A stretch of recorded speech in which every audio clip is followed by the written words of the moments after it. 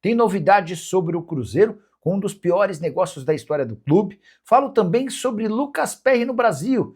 Para completar, Kaique super valorizado no Cruzeiro. Se seu time está precisando de goleiro, pode pintar aqui uma grande oportunidade para julho. É que Lucas Perry, que brilhou com a camisa do Botafogo e chegou a ser convocado para a seleção brasileira, não vive a realidade que imaginava quando da transferência para o Leeds da Inglaterra. No fim de semana ele brilhou, colocando o Leeds na semifinal da Copa da Inglaterra, algo que não acontecia há 39 anos. Empate no tempo normal em 2-2 com o West Ham, na decisão por pênaltis, o brasileiro brilhou. Pois bem, quando se mudou do Lyon para o Leeds, o PR foi com a impressão e com a convicção de que se tornaria titular absoluto. E foi assim no início da temporada, mas recentemente ele tem sido reserva nos jogos do campeonato inglês e tem tido oportunidades apenas na Copa. E esse cenário tem frustrado o Lucas Perry, que entende que precisa jogar, por exemplo, para ser lembrado para a seleção brasileira. Importante contar que ele foi comprado pelo Leeds por 16 milhões de euros. Transferência do Botafogo para o Lyon, mais uma das várias transferências esquisitas feitas por John Textor por apenas 6 milhões e meio de euros. PR caberia no seu clube do coração? Já usa o espaço para comentário e registre a sua opinião, beleza?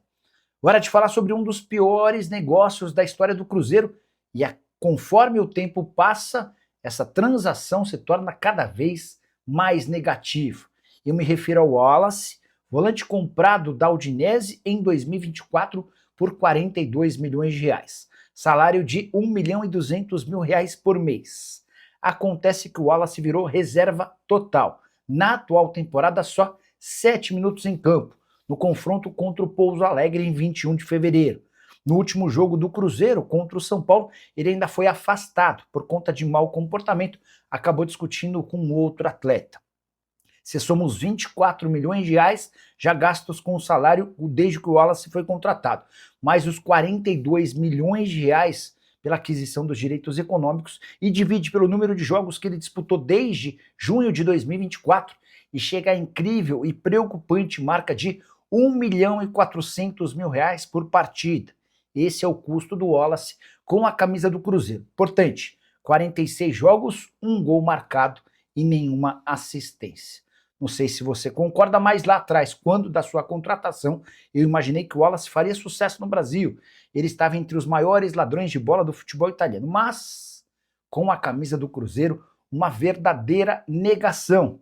E o fato de ganhar bem assusta o mercado. O Grêmio ainda pensou em contratá-lo em janeiro, ao tomar conhecimento de que ele ganha 1.200.000 reais mensais, descartou qualquer tipo de acordo. E o Cruzeiro deu muita, mas muita sorte de não ter vendido o Kaique no mês de janeiro. Você vai lembrar que o Como, da Itália, chegou a fazer proposta de 12 milhões de euros por 12 milhões de euros ou 75 milhões de reais. Na oportunidade, o negócio avançou, a coisa estava próxima de ser fechada quando o Dortmund apareceu com uma proposta melhor pelo Cauã Prats. O Cruzeiro acabou optando por negociar o Cauã Prats, permanecendo com o Kaique. Desde então, o lateral esquerdo de 23 anos de idade não para de se valorizar. O Kaique, entre outras coisas, foi convocado para a seleção brasileira de Carlo Ancelotti e jogou 14 minutos no último amistoso do Brasil. Sim, isso sem falar na condição de titular absoluto com ótimas partidas, como por exemplo na vitória por 1-0 contra o Barcelona em Guayaquil. Dá para dizer que o Kaique foi extremamente seguro defensivamente e apoiou sempre com muita qualidade. Entra agora no site do Transfer Market e você vai notar que ele já está avaliado em 12 milhões de euros, mas dá para cravar que o Cruzeiro nem cogita negociá-lo por menos de 15, 16, 17 milhões de euros. O único ponto de atenção em relação ao atleta é o fato de seu vínculo se encerrar em dezembro de 2027. São poucos meses até o fim do contrato. Há, porém, dentro do clube a convicção de que o Kaique nunca esperaria pelo fim do contrato para sair de graça, até pela excelente relação que tem. O jogador que chegou à Toca da Raposa com apenas 11 anos de idade, na oportunidade como atacante. Eu começar falando do Cruzeiro e da vitória, chegou a ser surpreendente, não, né? Não. Surpreendente, não. Foi uma grata surpresa, mas não foi aquela surpresa assim, ninguém esperava. Porque a gente tem que entender também a Cruzeiro. camisa, primeiro, vamos lá, camisa que representa aquilo ali, as peças que ali estão, que a gente sabe que tem potencial, sabe que tem qualidade. O futebol desempenhado pelo Cruzeiro É o melhor?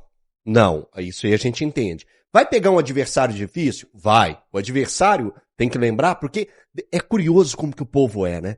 Antes do jogo, falava assim, o Barcelona que tirou o Argentino Júnior, que tirou o Botafogo. Aí depois o Cruzeiro vai lá e ganha, aí já tem uns falando assim, mas é o Barcelona. Não, é o Barcelona de Guayaquil.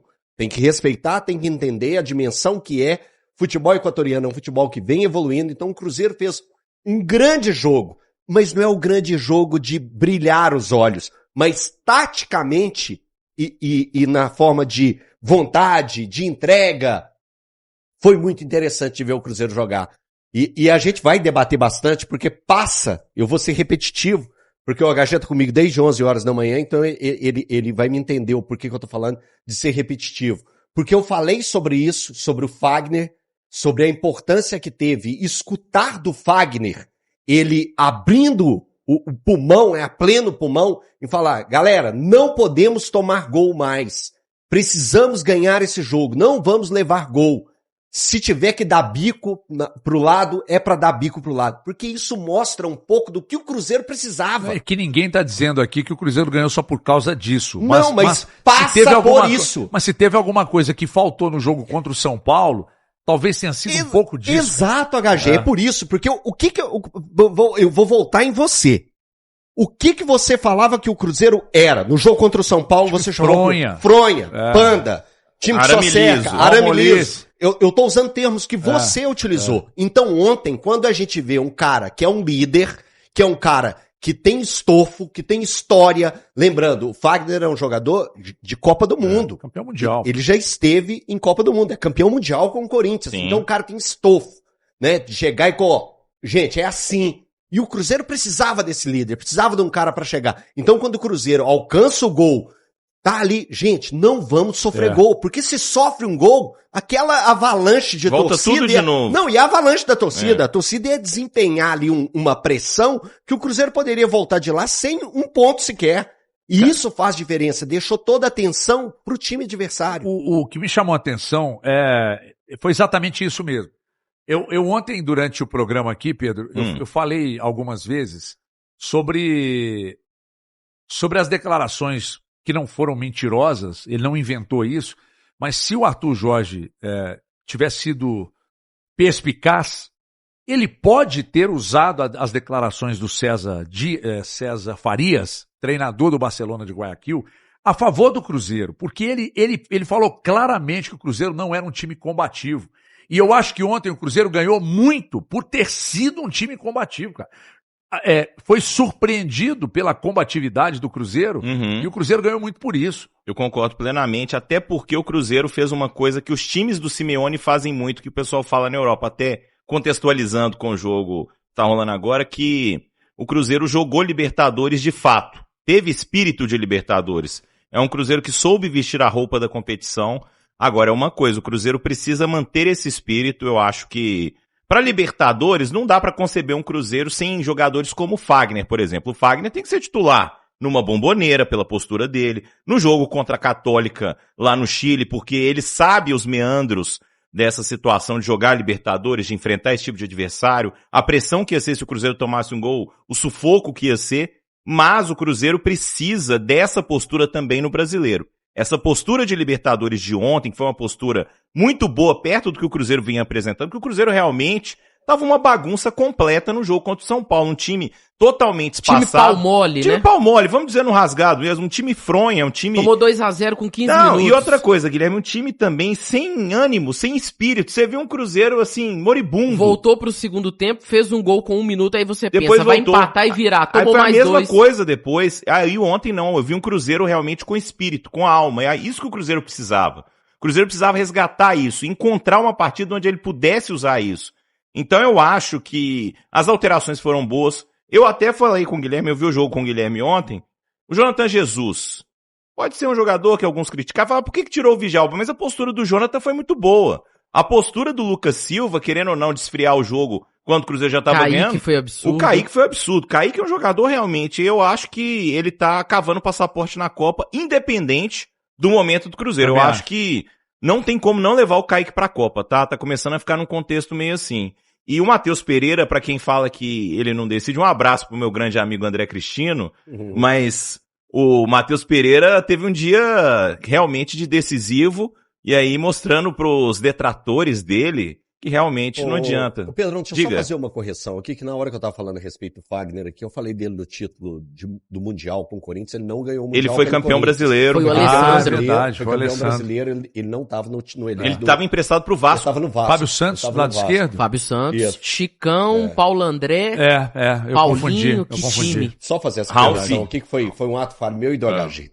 O Ralf Já- jogava Já demais. feito, continuamos. Não, mas é Continuamos. isso Foi pra agora. seleção, Foi. Copa do Mundo. E só um bastidor daquele time ali, o Emerson, o Sheik e o Jorge Henrique, eles fumavam no vestiário no intervalo. Achei que é absurdo. O Sheik já contou isso. O cigarro dele ficava em cima, assim, do box do banheiro. Ele entrava, fumava e depois só voltava pra conversar com o técnico naquela corrente antes de subir pro gramado. E o Jorge Henrique a mesma coisa. Aí eu penso, Jorge Henrique corria igual notícia ruim e fumava. E se não fumasse?